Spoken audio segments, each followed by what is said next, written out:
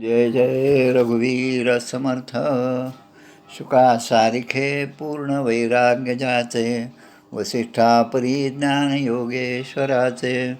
कवी वाल्मिका सारिखा मान्य ऐसा, नमस्कार माझा सद्गुरू रामदासा. श्रीराम मला वाटते अंतरी त्वा वसावे, तुझ्या दासबोधासी त्वा बोध व्हावे. अपत्यापरी पाववी प्रेमग्रासा, महाराज या सद्गुरू रामदासा. जय जय रघुवीर समर्थ. श्रीकृष्ण गोविंद हरे मुरारे, हे नाथ नारायण वासुदेव, प्रद्युम्न दामोदर विश्वनाथ. मुकुंद विष्णुर्भगवन् नमस्ते, नारायणं नमस्कृत्यं नरं चैव नरोत्तमं. देवीं सरस्वतीं व्यासं ततो जयमुदीरयेत्. गोपाल कृष्ण भगवान की जय. जय जय रघुवीर समर्थ.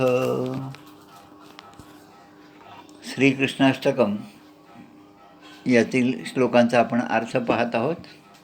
आज आपला हा 5वा भाग आहे. सुरुवातीला आपण ते श्लोक म्हणूया आणि नंतर त्याच्या विवेचनाला सुरुवात करूया. भजे व्रजैकमण्डनं समस्तपापखण्डनं, स्वभक्तचित्तरञ्जनं सदैव नन्दनन्दनं.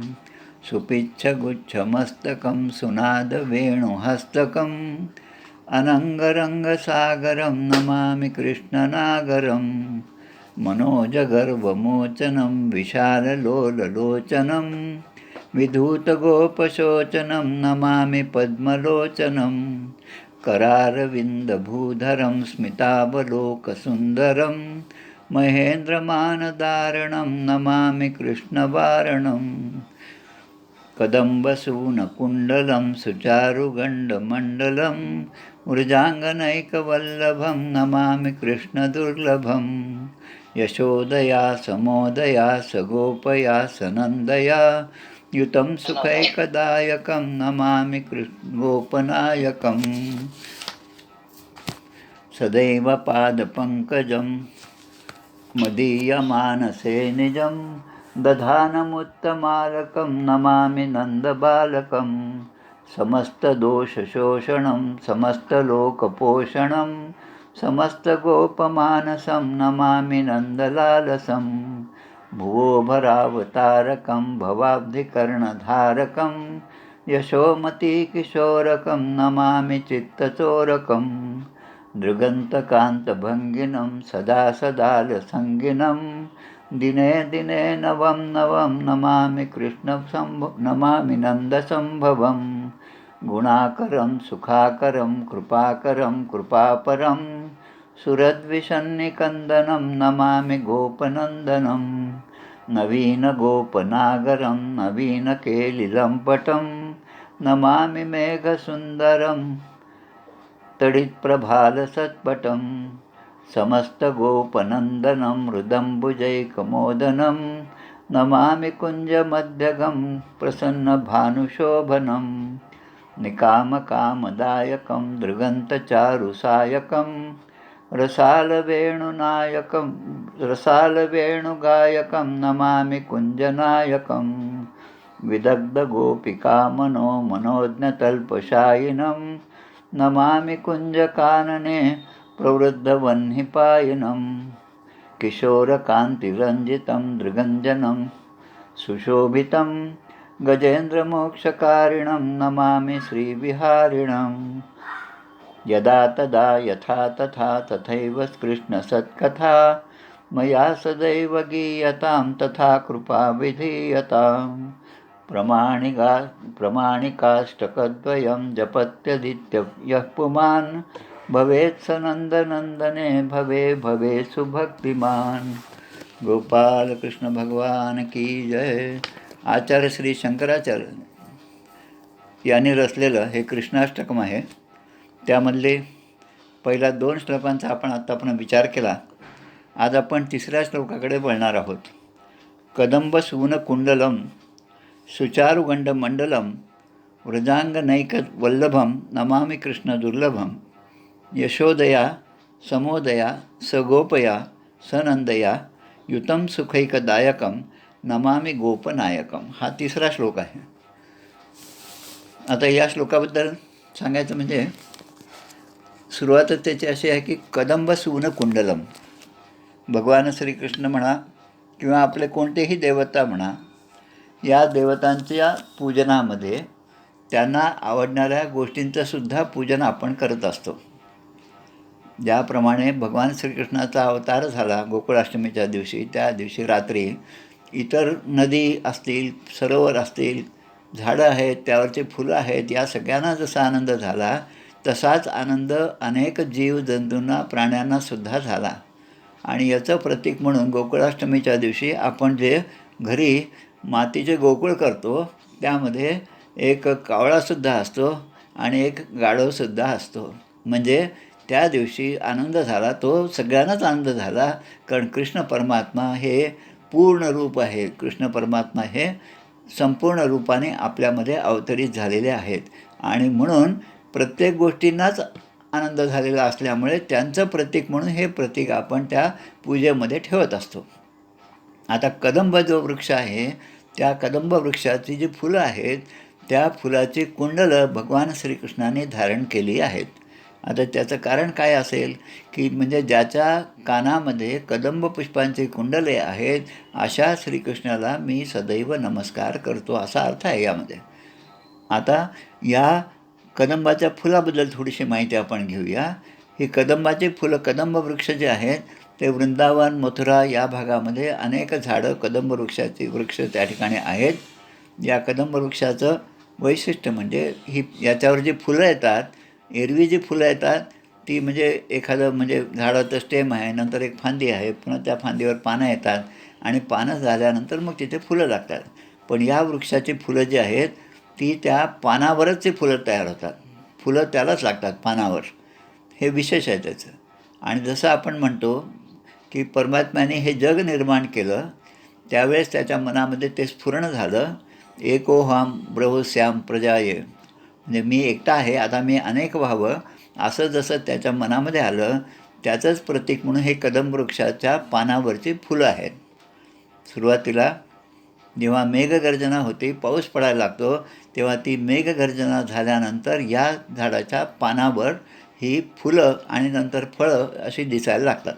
आणि एक फूल किंवा फळ दिसलं की लगेच ते पूर्ण पान भरून जातं या फुलांनी आणि फळांनी. आता ही फळं कशी आहेत, तर या फळांवर म्हणजे भगवंताचं वास्तव्य जे आहे ते या झाडाच्या खालीच असतं. भगवान श्रीकृष्णाचे जेवढे म्हणून आपण फोटो पाहतो त्यामध्ये मागे जो झाड दाखवलेलं असतं, मोठं झाड, ते झाड हे कदंब वृक्षाचं आहे. कदंब वृक्षाच्या खाली उभं राहून भगवंताने आपली बासरी जी आहे ती बासरी वाजवलेली आहे आणि ते दृश्य आपण नेहमी त्या चित्रामध्ये पाहतो. म्हणून रसखान यांचं नाव आपण सुरुवातीला जे घेतलं होतं, या रसखानांची श्रीकृष्णावर फार भक्ती होती. म्हणून ते म्हणतात की मला जर पुढचा जन्म मिळाला तर भगवंता मला जन्म जो आहे तो तुमच्या वृंदावनामध्ये येऊ दे. मग त्या गोवर्धन पर्वतावर एखादा दगड मी झालं तरी चालेल, वृंदावनातल्या गायी ज्या आहेत त्या गायींमधली एक गाय वासरूसुद्धा म्हणून माझा जन्म मिळाला तरी मला चालेल. आणि जर मला पक्षाचा जन्म मिळाला तर या कदंब वृक्षाच्या वर एखाद्या फांदीवर मला पक्षी म्हणून जन्म मिळाला तरी तुझी कृपाच आहे, असं ते म्हणतात. आणि म्हणून कदंब वृक्षाचं हे महत्त्व आहे. आणि कदंब वृक्षाचं दुसरं महत्त्व म्हणजे आता जसं जे बॉटनीचे लोक आहेत, आपले माहूरकर काका आहेत, आपले देशमुख सर आहेत, तर यांना ते माहिती आहे रुबिएसी आणि नॉक्लिया कदंबा ही त्याची फॅमिली आहे. आणि त्यामध्ये ते सांगतात की ही जी फॅमिली आहे, हे जे झाड आहे पर्टिक्युलरली, ह्या झाडाचं आयुर्वेदामध्ये खूप महत्त्व आहे. कदंबाच्या सुगंधित अशी फुलंसुद्धा सुगंधित असतात. कदंब वृक्षाच्या म्हणजे 3-4 प्रकार आहेत त्याचं आयुर्वेदीय महत्त्व आहे.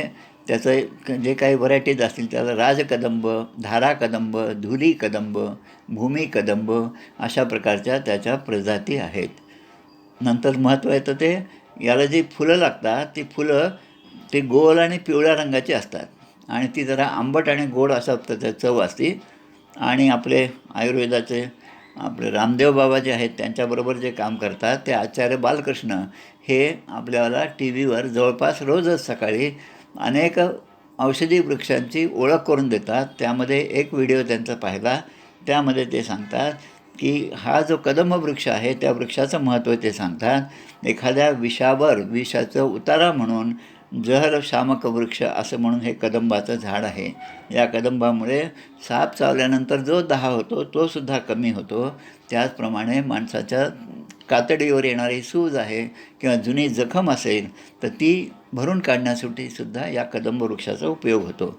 म्हणून त्यांचं जे एक प्रॉडक्ट आहे दिव्य काया कल्पवटी, त्यामध्ये याचा उपयोग होतो. असं हे कदंबाचं झाड आहे. आपल्या अजून एक भगिनी आहेत, त्यांचं नाव अरुंधती दीक्षित म्हणून आहे. अरुंधतीच्या लेखणीतून या नावाने ते सादर करतात. त्यामध्ये अनेक स्तोत्रांचा, संस्कृत स्तोत्रांचा मराठी अनुवाद त्यांनी केला आहे ओवीबद्ध.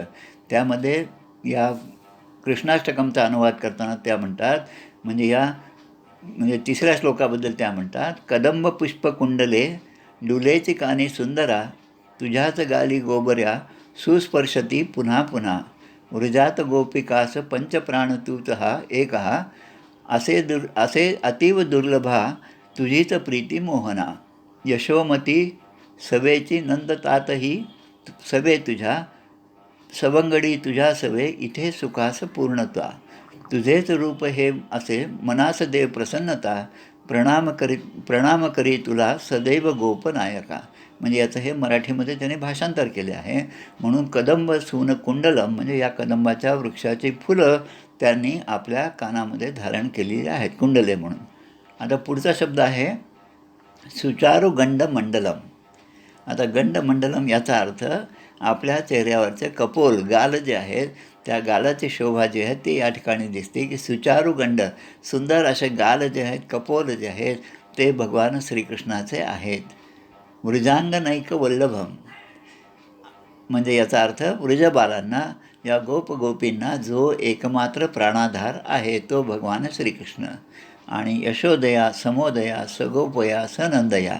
आता या प्रत्येकामध्ये स शब्द जो आहे, स म्हणजे त्यांच्यासहित, समोदया म्हणजे आनंदासहित, सगोपया गोपिकांसहित, सनंदया या नंदांची जी मुलं आहेत ती सगळी सवंगडी जी आहेत त्यांच्यासाठी, जो गोपगण नंद आणि आनंदित अशी यशोदा यांच्याबरोबर जो सदैव असतो तो भगवान श्रीकृष्ण, त्याला मी नमस्कार करतो.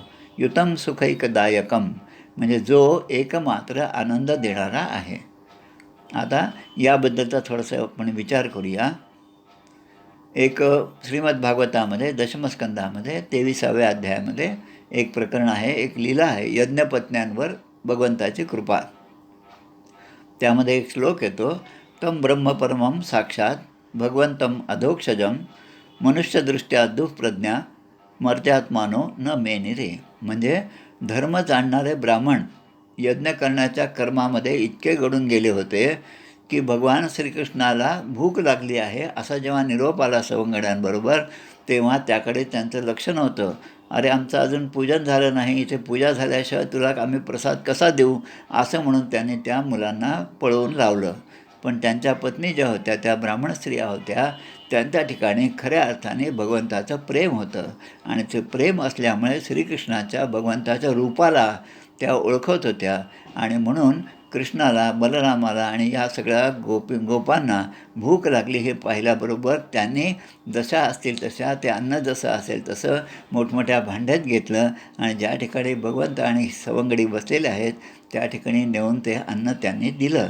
म्हणजे हे भगवंतावरचं प्रेम जे आहे ते युतम सुखैकदायकम, जो एकमात्र आनंद देणार आहे असा तो भगवंत आहे. पण इतरांना शरीराला आत्मा समजल्यामुळे त्या म्हणतात की त्या मूर्खांना या परब्रह्म श्रीकृष्णाची ओळखच होत नाही आणि त्यामुळे ते मला साधारण मनुष्य असेच समजतात आणि त्यामुळे मी भगवान आहे, या सगळ्या सृष्टीचा कर्ता आहे याचा त्यांना विसर पडतो. तो मोहामुळे विसर पडतो किंवा त्यांच्या ठिकाणी असलेल्या अज्ञानामुळे आणि देहबुद्धीमुळे विसर पडतो. भगवद्गीतेमध्ये 10व्या अध्यायात पुन्हा एक श्लोक आहे, अहम सर्वस्य प्रभो मत्त सर्वं प्रवर्तते इति मत्वा भजन्ते माम बुधा भाव समान्विता, म्हणजे मीच भगवान श्रीकृष्ण जगाच्या उत्पत्तीचे मुख्य कारण आहे. माझ्यामधूनच हे जग उत्पन्न झालेलं आहे. आणि हे तत्त्व समजून श्रद्धा आणि भक्तियुक्त होऊन जे माझे निरंतर भजन करतात, जे माझे नामस्मरण करतात, सदैव माझ्या नामामध्ये दंग असतात, एवढे की त्यांना त्या प्रपंचाकडचं लक्ष देण्यासाठी त्यांना वेळसुद्धा नसतो. आणि प्रपंचाचा विचार मनामध्ये आल्याबरोबर त्यांना ते एक प्रकारे बाधाच वाटायला लागते. आणि म्हणून ते मला खूप प्रिय आहेत. पुढे अजून एक असा श्लोक येतो, पश्यैतान महाभागवान परार्थैकांत जीवितान वातवर्षात महिमान सहंतो वारयंती नहा. हा एक श्लोक आहे. या श्लोकाचा अर्थ आपल्यासाठी असा आहे की या जगामध्ये जेवढी म्हणून वृक्ष आहेत त्यांचं आयुष्य तुम्ही पहा. ते उगवल्यापासून ते झाड वाळेपर्यंत प्रत्येक गोष्ट, प्रत्येक क्रिया त्यांची जी आहे ती दुसऱ्यासाठी असते. म्हणून ते ऊन, वारा, पाऊस हे सगळं सहन करतात, पण आपल्या मानवाचे आपलं ते रक्षण करतात. आणि म्हणून त्यांचा आपण उपकार हे सदैव स्मरले पाहिजेत. जसं आपण नेहमी सांगतो की ह्या चंदनाच्या झाडावर जो घाव घालतो त्याच्या त्या कुऱ्हाडीलासुद्धा त्या चंदनाचा वास लागतो. आणि दुसरीकडे आपण म्हणतो की मना चंदनाचे परित्वाज जावे, परी अंतरी सज्जना निभवावे. तसं असं सज्जनांना निभवण्याचं काम हे सगळे वृक्ष करत असतात. म्हणून भगवंतांनी या वृक्षाला महत्त्व देण्यासाठी, त्यांचा सन्मान करण्यासाठी या कदंब वृक्षाची फुले आपल्या कानामध्ये कुंडले म्हणून घातलेली आहेत.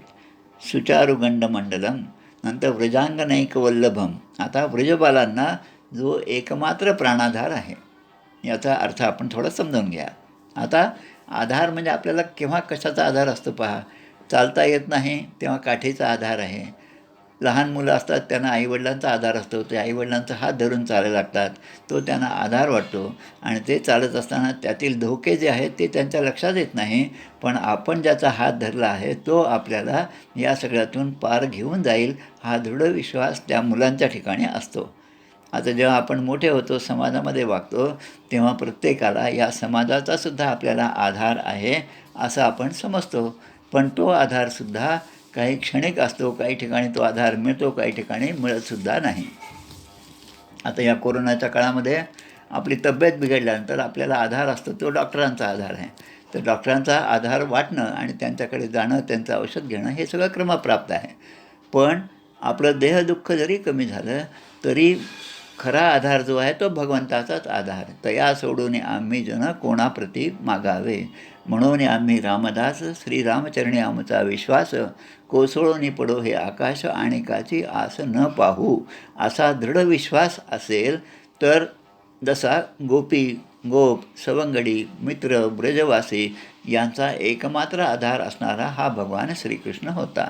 म्हणून गोपी, गोप, नंदन आणि यशोदा, सगोपया, सनंदया, यशोदया हे सर्व श्रीकृष्णाच्या सान्निध्यामध्ये सदैव सुखी होते, समाधानी होते. म्हणून थोडंसुद्धा श्रीकृष्णाचा विरह त्यांना एका मोठ्या युगासारखा वाटायचा. गोपीनाथ जेव्हा सकाळी ती मुलं आपली आपली शिदोरं घेऊन त्या रानामध्ये गाई चारायला जायचे आणि संध्याकाळी जेव्हा परत यायचे तोपर्यंतचा दिवस घालवणं हे सुद्धा त्यांना कष्टप्राय वाटत होतं. एक सिनेमातलं गाणं आहे की जो तू नाही तो कुछ भी नहीं है. म्हणजे भगवंता, आमच्या आयुष्यातून तुझा भाग जर काढून टाकला तर आम्ही मृतप्रायच आहोत. नारद भक्तिसूत्रामध्ये सुद्धा अशीच भक्तिसूत्र सांगितलेलं आहेत. अशा त्या दुर्लभ अशा श्रीकृष्णाला माझा नमस्कार असो. म्हणून व्रजांगनैकवल्लभम म्हणजे व्रजबालांचा तो खऱ्या अर्थाने एकमात्र आधार आहे. आता आधार शब्द आल्यानंतर आता आताचं हे आधार कार्ड आहे. हे आधार कार्ड फक्त शासकीय योजना, भगवंत आपल्या सरकारच्या सोयीसाठी म्हणून ते आधार कार्ड आहे. पण खरा आधार कोण आहे? आधार हे भगवंताचं नाम आहे. आपल्या विष्णू सहस्रनामामध्ये एक नाम आहे, आधार निलयो धाता पुष्पहास प्रजाग्रह ऊर्ध्वगः सत्पथाचार प्राणद प्रणवपणाः. म्हणजे आपल्या जसं शरीरामध्ये कर्मेंद्रिय आहे, ज्ञानेंद्रिय आहे, अंतःकरण आहे, पण या सगळ्यांना कोणाचा आधार आहे? तो प्राणाचा आधार आहे. आणि तो प्राण असेपर्यंत ही सगळे कर्म करणार आणि तो प्राण गेल्यावर ह्या सगळ्यांचं कर्म हे सगळं जिथल्या तिथेच थांबतं. पण जीवासकट सर्वांचाच आधार कोण आहे असा विचार केला तर तो एक परमात्माच आहे. जसा सूर्य हा सगळ्या तेजांचा आधार आहे, म्हणून परमात्म्याच्या सत्तेवरच हे जग आपल्याला प्रतीत होते. म्हणून अव्यक्त परमात्मा हा व्यक्त आकाराचा आहे आणि मग त्याचा आपल्याला आधार असा वाटायला लागतो. अजून एक दुसरा श्लोक आहे, म्हणजे आपल्या विष्णू सहस्रनामामध्ये अजो महार स्वाभाव्यो जितामित्र प्रमोदनः आनंदो नंदनो नंद सत्यधर्मा त्रिविक्रमः. म्हणजे हे परमात्मा हे आनंदो नंदनो नंद सत्यधर्मा त्रिविक्रमः हे भगवंताचेच नाव आहेत. म्हणजे परमात्मा हा आदी आहे, मध्य आहे आणि अंतीसुद्धा परमात्माच आहे आणि सर्वत्र तो नंद स्वरूप आहे. नंद म्हणजे सगळ्यांना आनंद देणार आहे. जसं गायत्री मंत्र आहे त्याला आपण त्रिपदा गायत्री म्हणतो. त्रिपदा गायत्री म्हणजे जे आदव आहे, जे अंती आहे आणि मध्ये जे आहे त्याला त्रिपदा असं म्हणतो.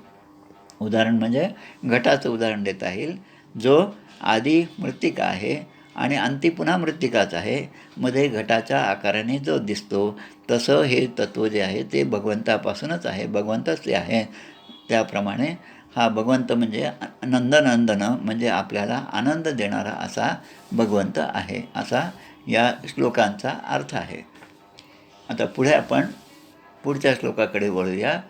त्याचा अर्थ असा की सदैव पादपंकजं मदी मानसे निजं दधानमुत्तमालकं नमामि नंद बालकं समस्त दोष शोषणं समस्त लोकपोषणं समस्त गोपमानसं नमामि नंद लालसं. पुन्हा त्या अनुवाद पारिजात म्हणजे त्या अरुंधती दीक्षित यांनी जे लिहिलेलं ब्लॉग स्पॉट आहे त्याच्यामध्ये याचं रूपांतर त्यांनी केलेलं आहे. त्या म्हणतात सदैव पादपंकजं म्हणजे तुझे पदारविंद हे अतीव कोमला निळे मनोसरोवरी सदैव श्यामला मी स्थापिले भुरू भुरू उडे मऊ तुझीच केश कुंतले प्रणामनंद बालका विनम्र मी तुझ्या पुढे. म्हणजे तोच भाव त्यांनी आपल्या या रचनेमध्ये व्यक्त केलेला आहे. करीसी दोषमुक्त भक्तवृंद तू कृपाळू रे जगन्निवास एक तूची पोषसी जगासरे समस्त गोपचित्त तूच रूप गोजरे तुझे हवा हवास वाटतोस नम्र मी तुझ्या पुढे. सदैव पादपंकजम म्हणजे ज्याचे पादपंकज म्हणजे ज्याचे चरण माझ्या मानसरूपी सरोवरामध्ये म्हणजे माझ्या मनामध्ये हृदयामध्ये मी स्थापित केलेले आहेत. दधानम उत्तम आलकम. आता आलक हा शब्द आहे. आलक म्हणजे केशकलाप म्हणजे आपल्या बटा, केसांच्या बटा. तर त्या इतक्या सुंदर आहेत, केशकलाप सुंदर असणाऱ्या त्या नंदकुमाराला मी वंदन करतो. समस्त दोष शोषणम. आता भगवंत कसा आहे की आपल्या सर्वांच्या सर्व दोषांचा हरण करणारा, दूर करणारा असा भगवंत आहे. तृण अग्नी मेळे समरस झाले तैसे नामे केले जपता हरी. वाळलेल्या गवतावर एखादी ठिणगी पडल्यावर जसा तो गवताचा ढीग सहजपणे नाहीसा होतो, तसं भगवंताचं नाम आपण घेत गेलो तर आपल्या सर्व दोषांना तो दूर करतो. आणि समस्त लोकपोषणम सर्वार्थाने आपल्या सगळ्यांचं पोषण जे आहे ते त्यावरच अवलंबून आहे. आणि समस्त लोकपोषण म्हणजे तो आपल्याला पोषण करणार आहे. आता आपण विचार करतो गॉड म्हणजे जनरेशन, ऑर्गनायझेशन अँड डिस्ट्रक्शन म्हणून ब्रह्मा, विष्णू आणि महेश हे 3 कामं 3 मोठ्या देवतांना वाटून दिले. पण हे वाटून देणारा जो आहे तो महाविष्णू आहे. महाविष्णूच्या आज्ञेप्रमाणे ह्या सगळं चराचरामध्ये विश्व चालत असतं आणि त्यामध्ये पालनपोषण करणारा एक भगवंतच आहे. ज्याचा भगवंत पालनपोषण करतो त्याला कधीही मृत्यू येत नाही, कारण त्याच्यामागे ते मोठं तत्त्व आहे. आणि म्हणून गीतेमधला पण तो श्लोक आहे, एक ओवी आहे पा, तू मन हे माझे मीच करी माझी या भजनी प्रेमधरी सर्वत्र नमस्कारी मज एका ते. साधकासाठी आपल्या साधनेद्वारा मनाची अशी स्थिती झाली पाहिजे की तू मन हे माझे मीच करी. आपलं मन जे आहे ते सारखं कुठला ना कुठला विचार करत असतं. आता इतर प्रपंचाचा विचार केला तर त्यामध्ये पुन्हा विषय आहेत, वासना आहेत, गुरफटणं आहे, पुनर्जन्म आहे. हे सगळं धोके जे आहेत ते धोके टाळायचे असतील तर माझं मन मला कंट्रोलमध्ये म्हणजे नियंत्रणामध्ये आणता आलं पाहिजे. टी व्ही किती पाहायचा हे मी ठरवलं पाहिजे. टी व्हीवर तर पुष्कळ दिवसभर सगळं काही चालू असतं, पण त्यातलं चांगलं जे आहे ते मी ग्रहण केलं पाहिजे. आणि मिळमिळीत अवघ्याचे टाकून द्यावे जे म्हणतात, तसं बाकीच्या फालतू सिरियल पाहण्यामध्ये काही अर्थ नाही. पण ज्याच्यामध्ये माझ्या जीवनाला, माझ्या जीवाला काहीतरी सुख समाधान खऱ्या अर्थाने मिळणार आहे, त्या गोष्टी पाहणं हे माझ्या हातामध्ये आहे. आणि म्हणून माझ्या मनामध्ये सुद्धा माझं मन हे एका अर्थाने चांगल्या प्रकारे झालं पाहिजे. ती एक धर्मशाळा होऊ नये. धर्मशाळा याचा अर्थ आजकालच्या भाषेमध्ये जे आपण लॉज म्हणतो, की जिथे कोणी केव्हाही जातं, कितीही दिवस राहतं, काहीही धिंगाणा घालेल आणि पुन्हा जेव्हा मनात येईल तेव्हा तो निघून जाईल. तसे विचार आपल्या मनामध्ये धर्मशाळेप्रमाणे येऊ नयेत. म्हणजे जे विचार आत येतील ते माझ्या हितासाठीच असतील. आणि ते कसे, तर आनौभद्रा कृण्वन्तो, की म्हणजे सगळीकडून चारही बाजूनी माझ्यावर जे संस्कार किंवा जे विचार माझ्या मनामध्ये येतील ते भगवंताच्या प्राप्तीला मदत करणारेच असले पाहिजेत. म्हणून आपण नेहमी म्हणतो की पुढचा जो भाग आहे तो समस्त दोष शोषणं. आता आपल्यातले सगळे दोष जे आहेत ते शोषून घेणे. जसा चिखल आहे, पाणी आहे, माती आहे, पण ते चिखलाचं शोषण, ते चिखल जर पुन्हा मातीच्या रूपात आणायचं असेल तर सूर्यभगवान त्यावर जर असले तर ते पाणी शोषून घेतात आणि मग ती माती पुन्हा जशीच्या तशीच उरते. त्याविरुद्ध गढूळ पाणी आहे, पाण्यामध्ये माती मिसळलेली आहे. आता ते पाणी माती गढूळ असलेलं पाणी ते निवळल्यावर ते वरचं पाणी जसं स्वच्छ होतं किंवा शेवाळं जे आहे ते दूर केल्यावर कसं निर्मळ पाणी आपल्याला दिसतं आणि ते आपण पिऊ शकतो, तसं आपल्यातील समस्त दोष, आपल्यातील समस्त दुर्गुण घालविण्यासाठी माणसाला काही ना काही सत्संगाचा लाभ झाला पाहिजे. सत्संगतीत माणूस गेला पाहिजे आणि त्या सत्संगतीत आपण जोपर्यंत आहो तोपर्यंत निदान त्या काळापुरता तरी आपल्याला प्रपंचाचा विसर होतो आणि हळूहळू आपले दोष हे कमी होत जातात. आणि नामाच्या अनुसंधानात राहिले म्हणजे आपलं आचरणसुद्धा दोषरहित होतं. कारण आपल्या हातून घडणारं हे कर्म आपल्या मनातील विचारांप्रमाणे कर्म घडत जातं. तर मना वासना वासुदेवी वसुदे, मना कामना कामसंगी नसो दे, हे तेवढ्यासाठी सांगितलेलं आहे. आणि पुढे आपण भीमरूपी स्तोत्र म्हणतो, महाबळी प्राणदाता सकळा उठवी बळे. म्हणजे आपल्याला उठवण्याचं काम हे महाबळी प्राणदाता म्हणजे आपला प्राणवायू तो त्याच्यावर अवलंबून आहे. जो वायुपुत्र आहे असा हनुमंत आहे आणि म्हणून आपलं पोषण जे त्याच्यामुळेच होत असतं. पण आपल्याला असं वाटतं की हे पोषण जे आहे ते मी करतो आणि अहंकार जो आहे तो त्या ठिकाणी निर्माण होतो. मागे 2-3 वर्षापूर्वी समर्थनगर म्हणजे गडहिंग्लज, कोल्हापूर जिल्ह्यातील गडहिंग्लजला तिथे आपला एक मठ आहे. किसन महाराज म्हणून तिथले मठपती आहेत. खूप चांगलं व्यक्तिमत्व आहे.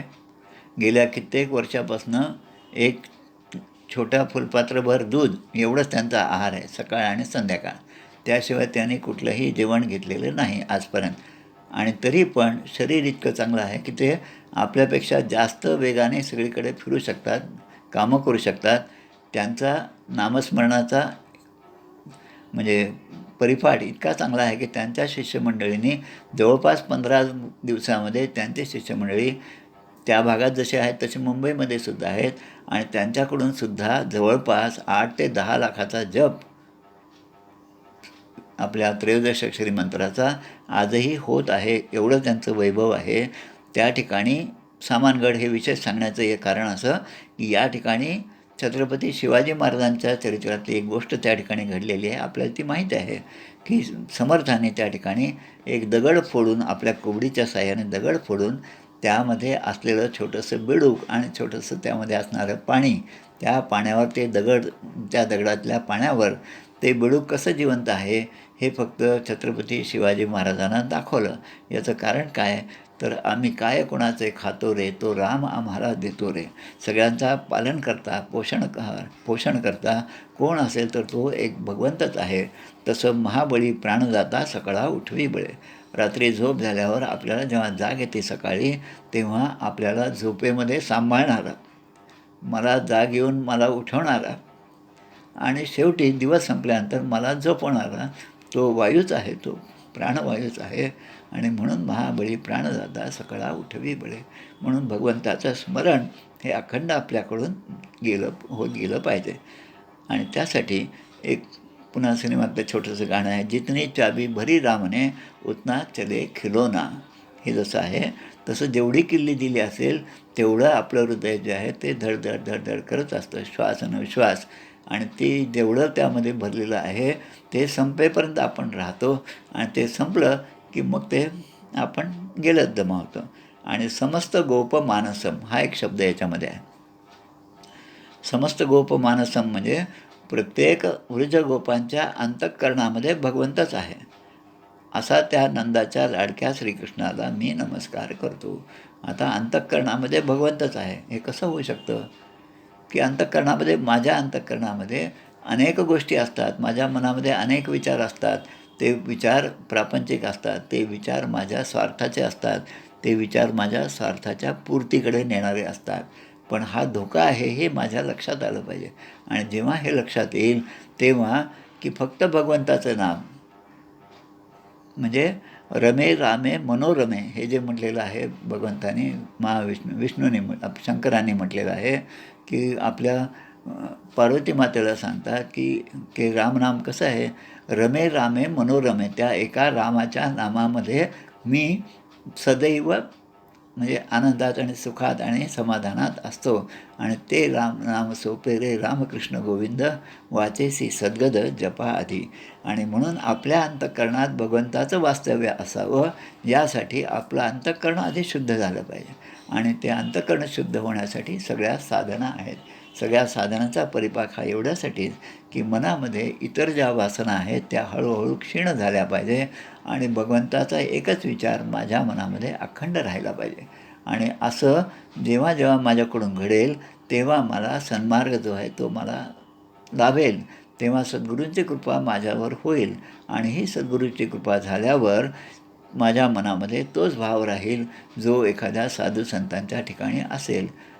ज्या ज्या स्थळी हे मन जाय माझे, त्या त्या स्थळी हे निजरूप तुझे, मी ठेवितो मस्तक ज्या ठिकाणी, तेथे तुझे सद्गुरू पाय दोन्ही. म्हणजे माझं अंतःकरण, मन, चित्त हे सगळं मी त्याला अर्पण केलं पाहिजे. आणि ते केलं तर माझा या जीवाचा, या जीवनाचा रथ हाकण्याचं पूर्ण दोऱ्या जे आहेत, पूर्ण जे कंट्रोल आहे तो मी भगवंताच्या हातामध्ये दिला पाहिजे. भगवंताच्या हातामध्ये जोपर्यंत कृष्णाच्या हातामध्ये त्या रथाचे सगळं नियंत्रण कृष्णाच्या हातामध्ये होतं तोपर्यंत रथ चांगला चालत होता. पण जेव्हा युद्ध संपलं तेव्हा मग भगवंत अर्जुनाला सांगतात की तू आधी खाली उतर या रथावरून. अर्जुन खाली उतरल्यानंतर जेव्हा भगवंत खाली उतरतात, ते चाबूक त्यांनी सोडलेले आहेत, तेव्हा त्यांच्या देखत तो रथ त्या ठिकाणी अग्नीच्या ठिकाणी तो भस्म होऊन जातो. म्हणजे जेव्हा भगवंत बाहेर पडतो तेव्हा जीवाची दशा अशी होती. आणि म्हणून जोपर्यंत भगवंत आपल्यामध्ये आहे, म्हणजे जोपर्यंत आपला श्वास आहे, जोपर्यंत आपलं श्वासोश्वास चालू आहे, जोपर्यंत आपण कार्य करू शकतो तोपर्यंत आपल्या हातून चांगलं कर्म घडत जावं, जेणेकरून, कारण वाईट कर्म घडलं तर मग पुन्हा पुढच्या जन्मामध्ये पुन्हा ते भोगण्यासाठी आपल्याला या ठिकाणी यावं लागेल. पण याच जन्मामध्ये, याच काळामध्ये आपल्या मुक्तीचा सोहळा आपल्याला पाहता यावा यासाठी अशा भगवान श्रीकृष्णाच्या ठिकाणी मी माझं मन, बुद्धी, चित्त हे सगळं अर्पण करून मी निश्चिंत झालं पाहिजे. आणि एकदा मी निश्चिंत झालो की मग तो माझं सगळं चांगलं पाहील. योगक्षेमम वहाम्यहम हे त्याच अर्थाने सांगितलेलं आहे. म्हणून आता आपण या ठिकाणी थांबूया. 4था श्लोक आपला आज पूर्ण झाला. मला वाटतं आपण थांबूया, जास्त काही पुढचा श्लोक काही होणार नाही तसा. भुवभरावतारकं भवाब्धिकर्णधारकं यशोमती किशोरकं नमामि चित्तचोरकं दुर्गंधकांतभंगिनं सदा सदा संगिनं दिने दिने नवम नवम नमामि नंदसंभवम. याचा विचार आपण पुढच्या मंगळवारी करूया. जय जय रघुवीर समर्थ. कल्याण करी राम राया, राम राया कल्याण करी राम राया. जनहित विवरी, जनहित विवरी, जनहित विवरी, कल्याण करी राम राया, राम राया कल्याण करी राम राया. तळमळ तळमळ होतची आहे, होतची आहे. हे जन हाती धरी दयाळा, कल्याण करी राम राया, राम राया, कल्याण करी राम राया. अपराधी जन चुकतच गेले, चुकतच गेले. तुझा तूची सावरी दयाळा, कल्याण करी राम राया, राम राया, कल्याण करी राम राया. कठीण त्यावरी कठीणचे झाले, कठीणचे झाले. आता न दिसे उरी दयाळा, कल्याण करी राम राया, राम राया, कल्याण करी राम राया. कोठे जावे काय करावे, काय करावे. आरंभिली बोहरी दयाळा, कल्याण करी राम राया, राम राया, कल्याण करी राम राया. दास म्हणे आम्ही केले पावलो, केले पावलो. दयेसी नाही सरी दयाळा, कल्याण करी राम राया, राम राया, कल्याण करी राम राया. जनहित विवरी, जनहित विवरी, जनहित विवरी. कल्याण करी राम राया, राम राया, कल्याण करी राम राया. राजाधिराज प्रभु रामचंद्र महाराज की जय. महारुद्र हनुमान की जय. श्रेष्ठ गंगाधर स्वामी महाराज की जय. जय जय रघुवीर समर्थ. दादा देशमुख बोलतोय. छान झालं. हो, नमस्कार, धन्यवाद. कदंब वृक्षाबद्दल तुम्ही छान माहिती सांगितली. कदंब वृक्ष हो हो. आता आधा